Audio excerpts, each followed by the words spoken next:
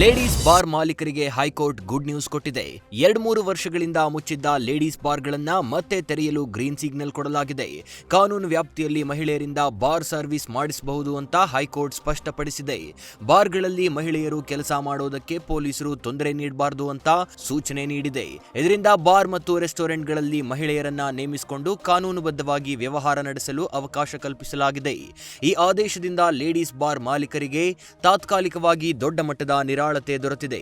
ಈ ಪ್ರಕರಣದಲ್ಲಿ ladies bar ಮಾಲೀಕರ ಪರವಾಗಿ ಹಿರಿಯ ವಕೀಲ ಎಂ ಕೃಷ್ಣಪ್ಪ ವಾದ ಮಂಡಿಸಿದ್ರು. ಹಾವೇರಿ ಜಿಲ್ಲೆ ರಾಣೆಬೆನ್ನೂರು ನಗರದಲ್ಲಿ ಭಾರೀ ಮಳೆಯಾಗಿದೆ. ಬಿರುಗಾಳಿ ಸಹಿತ ಮಳೆಗೆ ವಿದ್ಯುತ್ ಕಂಬಗಳು ಧರೆಗೆ ಉರುಳಿ ಬಿದ್ದಿವೆ. 10ಕ್ಕೂ ಅಧಿಕ ವಿದ್ಯುತ್ ಕಂಬಗಳು ಉರುಳಿ ಬಿದ್ದು ವಿದ್ಯುತ್ ವ್ಯತ್ಯಯ ಆಗಿದೆ. ಅಗ್ನಿಶಾಮಕ ದಳದ ಸಿಬ್ಬಂದಿ ಹಾಗೂ ಹೆಸ್ಕಾಂ ಇಲಾಖೆಯಿಂದ ತೆರವು ಕಾರ್ಯಾಚರಣೆ ನಡೆಸಿದೆ. ಗಡಾದ ಆಸ್ಪತ್ರೆ ಮುಂಭಾಗದಲ್ಲಿ ಮರ ಬಿದ್ದು ಆಟೋ ಸಂಪೂರ್ಣ ಜಖಮ್ಮಾಗಿದೆ. ಜಬೀವುಲ್ಲಾ ದಾವಣಗೆರೆ ಎಂಬುವರಿಗೆ ಸೇರಿದ ಆಟೋ ನಜ್ಜುಗುಜ್ಜಾಗಿದ್ದು ಚಾಲಕ ಕಂಗಾಲಾಗಿದ್ದಾರೆ. ಬೇಸಿಗೆ ಆರಂಭಕ್ಕೂ ಮುನ್ನವೇ ಕುಡಿಯುವ ನೀರಿನ ಅಭಾವ ಆರಂಭವಾಗಿದೆ.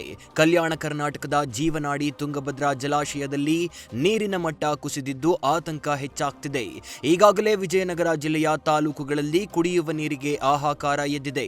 ಸದ್ಯ 105.788 ಟಿಎಂಸಿ ಸಂಗ್ರಹ ಸಾಮರ್ಥ್ಯದ ಜಲಾಶಯದಲ್ಲಿ ಕೇವಲ 20 ಟಿಎಂಸಿ ನೀರು ಮಾತ್ರ ಸಂಗ್ರಹವಾಗಿದೆ. ಇದೀಗ ತುಂಗಭದ್ರಾ ಜಲಾಶಯದ 20 ಟಿಎಂಸಿ ನೀರು ಕುಡಿಯಲು ಮೀಸಲಿಡಲು ಒತ್ತಾಯ ಕೇಳಿಬಂದಿದೆ. ಕೋಟೆನಾಡು ಚಿತ್ರದುರ್ಗ ಜಿಲ್ಲೆ ಮೊಳಕಾಲ್ಮೂರು ತಾಲೂಕಿನ ನೇತ್ರನಹಳ್ಳಿ ಗ್ರಾಮದಲ್ಲಿ ಜೋಡೆತ್ತುಗಳು ಕಲ್ಲು ಕಂಬ ಎಳೆಯುವ ಸ್ಪರ್ಧೆ ಆಯೋಜಿಸಲಾಗಿತ್ತು. ಸುಮಾರು 1.5 ಟನ್ ತೂಕದ ಕಲ್ಲಿನ ಕಂಬವನ್ನ 250 ಅಡಿ ಉದ್ದ ನೆಲದ ಮೇಲೆ ಎತ್ತುಗಳು ಎಳೆಯಬೇಕು. ಪ್ರತಿ ಜೋಡಿ ಎತ್ತುಗಳು 250 ಅಡಿ ಉದ್ದದ ಟ್ರ್ಯಾಕ್ನಲ್ಲಿ ಕ್ರಮಿಸದ ಸಮಯವನ್ನ ದಾಖಲಿಸಲಾಗ್ತಿತ್ತು. ಪ್ರತಿ ಜೋಡಿ ಎತ್ತುಗಳಿಗೆ 15 ನಿಮಿಷ ಸಮಯವನ್ನ ನಿಗದಿಗೊಳಿಸಲಾಗಿತ್ತು. ಈ ಅವಧಿಯಲ್ಲಿ ಜೋಡಿ ಎತ್ತುಗಳು ಒಟ್ಟು ಎಷ್ಟು ದೂರವನ್ನ ಕ್ರಮಿಸಿವೆ ಎನ್ನುವ ಆಧಾರದ ಮೇಲೆ ಬಹುಮಾನಗಳನ್ನ ಗುರುತಿಸಲಾಯಿತು. ಇನ್ನು ಎತ್ತುಗಳ ಸಾಹಸಕ್ಕೆ ಜನ ಹುರಿದುಂಬಿಸಿದ್ರು. ಬೇಸಿಗೆಯ ಬಿಸಿಲಿನ ನಡುವೆಯೂ ಪ್ರಕೃತಿ ಸೊಬಗು ಕಂಗೊಳಿಸುತ್ತಿರೋ ದೃಶ್ಯ ಚಿಕ್ಕಬಳ್ಳಾಪುರ ಜಿಲ್ಲೆಯಲ್ಲಿ ಕಾಣಿಸಿದೆ. ಅಮಾನಿ ಬೈರಸಾಗರ ಕೆರೆಯಲ್ಲಿ ವಿವಿಧ ಜಾತಿಯ ವಲಸೆ ಹಾಗೂ ಸ್ಥಳೀಯ ಪಕ್ಷಿಗಳು ಗುಂಪುಗೂಡಿ ಕೆರೆಯನ್ನ ಪಕ್ಷಿಧಾಮದಂತೆ ರೂಪಾಂತರಿಸಿವೆ. ಸೈಬೇರಿಯನ್ ಪಕ್ಷಿಗಳು, ಪಾಯಿಂಟೆಡ್ ಸ್ಟಾರ್, ಗ್ರೇ ಹೆರೋನ್ಸ್, ನೀರು ಕೋಳಿಗಳು ಸೇರಿದಂತೆ ಹಲವಾರು ಪಕ್ಷಿಗಳು ಕೆರೆಯಲ್ಲಿ ಸಂಚರಿಸ್ತಾ ಪ್ರಕೃತಿ ಪ್ರಿಯರ ಗಮನ ಸೆಳೆಯುತ್ತಿವೆ. ಕೆರೆಯಲ್ಲಿ ಸಾಕಷ್ಟು ಮೀನುಗಳು ಲಭ್ಯವಿರೋದ್ರಿಂದ ಆಹಾರ ಅರಿಸಿ ಇನ್ನಷ್ಟು ಪಕ್ಷಿಗಳು ಇಲ್ಲಿ ಆಗಮಿಸುತ್ತಿದ್ದು ಈ ಸ್ಥಳ ಪಕ್ಷಿ ಪ್ರಿಯರ ಪ್ರಮುಖ ಆಕರ್ಷಣೀಯ ಕೇಂದ್ರವಾಗಿ ಪರಿಣಮಿಸಿದೆ. ಸ್ವಚ್ಛಂದ ಮತ್ತು ಆಹ್ಲಾದಕರ ವಾತಾವರಣದಲ್ಲಿ ಪಕ್ಷಿಗಳ ಕಲರವ ಮನಮೋಹಕ ದೃಶ್ಯಗಳನ್ನು ಸೃಷ್ಟಿಸಿದೆ. ಗದಗ ಜಿಲ್ಲೆಯ ಮಂಡರಗಿ ತಾಲೂಕಿನ ಬರದೂರು ಗ್ರಾಮದ ಸರ್ಕಾರಿ ಹಿರಿಯ ಪ್ರಾಥಮಿಕ ಶಾಲೆಯಲ್ಲಿ ಬಿಸಿಯೂಟಕ್ಕೆ ಬ್ರೇಕ್ ಬಿದ್ದ ಘಟನೆ ನಡೆದಿದೆ. ಅಡುಗೆ ಸಿಬ್ಬಂದಿ ಕೊರತೆಯಿಂದ 200ಕ್ಕೂ ಹೆಚ್ಚು ಮಕ್ಕಳು ಮಧ್ಯಾಹ್ನದ ಊಟವಿಲ್ಲದೆ ಪರದಾಡಿದ್ರೆ ಕೈಯಲ್ಲಿ ಖಾಲಿ ತಟ್ಟೆ ಹಿಡಿದು ಶಾಲಾ ಆವರಣದಲ್ಲೇ ಪ್ರತಿಭಟನೆ ನಡೆಸಿದರು. 2 ವರ್ಷಗಳಿಂದ ಸಿಬ್ಬಂದಿ ನೇಮಕವಾಗದ ಹಿನ್ನೆಲೆ ಒಬ್ಬರೇ ಅಡುಗೆ ಸಿಬ್ಬಂದಿ ಕೆಲಸ ನಿರ್ವಹಿಸುತ್ತಿದ್ದರು.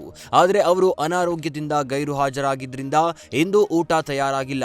ಗ್ರಾಮ ಪಂಚಾಯಿತಿ ಹಾಗೂ ಎಸ್ಡಿಎಂಸಿ ನಡುವಿನ ತಕರಾರಿನ ನಡುವೆ ಮಕ್ಕಳು ಸಂಕಷ್ಟಕ್ಕೀಡಾಗಿದ್ರು.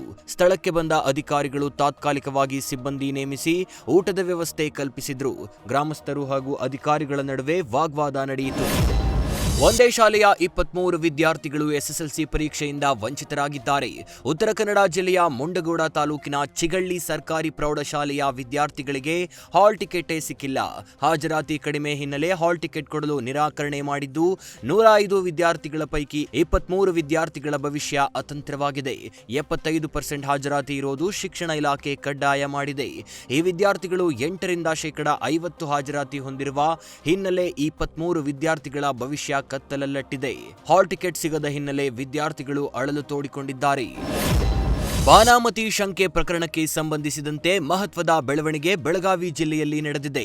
ಕಾಗವಾಡ ತಾಲೂಕಿನ ಕೌಲಗುಡ್ಡ ಗ್ರಾಮದಲ್ಲಿ ಈಶ್ವರ ತೆಂಗಿನವರ ಕುಟುಂಬದಲ್ಲಿ ಆಕಸ್ಮಿಕ ಬೆಂಕಿ ಹೊತ್ತುಕೊಳ್ಳುವ ಘಟನೆ ಕುರಿತು ಇತ್ತೀಚೆಗೆ ವರದಿ ಪ್ರಸಾರವಾದ ಬಳಿಕ ಅಧಿಕಾರಿಗಳು ಸ್ಥಳಕ್ಕೆ ಭೇಟಿ ನೀಡಿದ್ರು. ಇದಾದ ನಂತರ ಖ್ಯಾತ ವಿಜ್ಞಾನ ಚಿಂತಕ ಡಾಕ್ಟರ್ ಹುಲಿಕಲ್ ನಟರಾಜ್ ಗ್ರಾಮಕ್ಕೆ ಭೇಟಿ ನೀಡಿ ವೈಜ್ಞಾನಿಕ ಪರೀಕ್ಷೆ ನಡೆಸಿದ್ದಾರೆ.